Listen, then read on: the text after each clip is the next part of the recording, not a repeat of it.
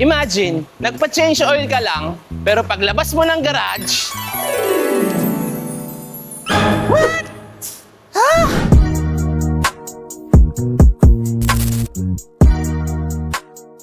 May sira daw suspension mo?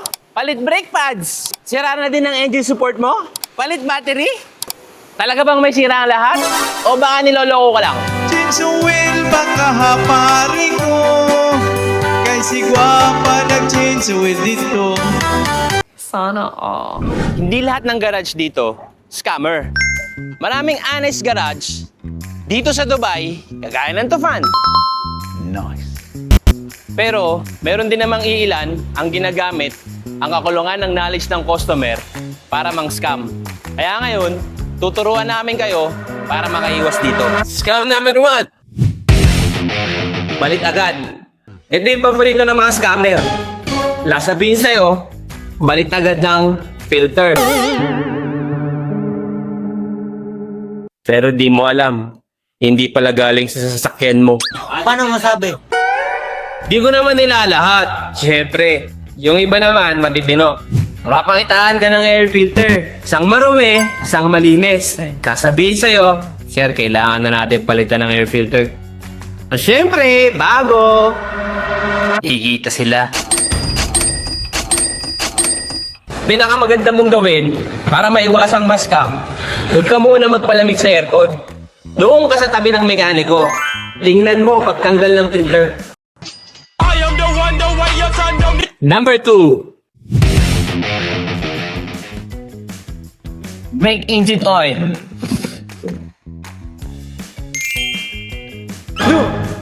At cooking oil to. Maraming umiikot at fake oil sa market. Marang mga kaibigan mo. Ang dami-dami kong kaibigan peke. Kala mo tunay yung pala ay hindi. Parehong-pareho ang itsura, pero magkaibang labas.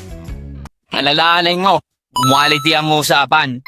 Always request na unopen ng oil at ikaw mismo ang makakita habang binubuksan. Scam number 3. Lahat sira. Para bang gusto nang palitan ng sasakyan mo? Palit ka na lang kaya ng bago. Paano mo maiiwasan yon? Tanungin mo yung mekaniko. Sabihin mo, Boss, baka pwedeng pakita mo yung sira.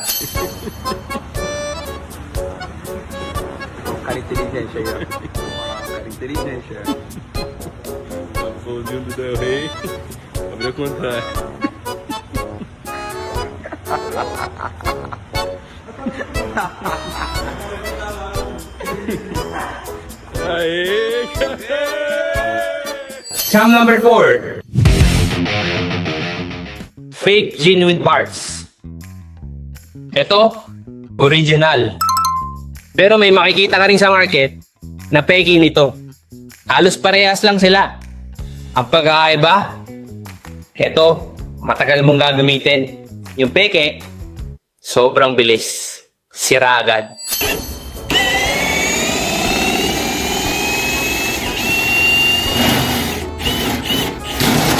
Always ask, original ba or copy? Kung original, lagi mong tatanungin, Sir, baka pwedeng makita yung box.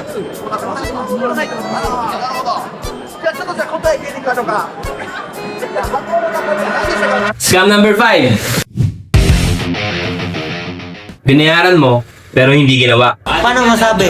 Kagaya nito, isang oil filter. Nagbayad ka, bago. Pero ang kinabi, ganito. Kinabit pa rin yung luma. Hindi naman lahat, pero may mga ibang garage talaga na gumagawa niyan. Unless na lang, may tiwala ka sa garage na yun. Kagaya ng Tufan. So, kung gusto mo na makasiguro, always ask for the old parts. Hingin mo, kasi itatapon na lang din naman nila to, hingin mo na lang. Lagay mo sa kotse mo, para alam mo na pinalitan talaga yung parts na binayaran mo. Pinakamagandang garage, hindi yung naghahanap ng sira o hindi naghahanap ng solusyon.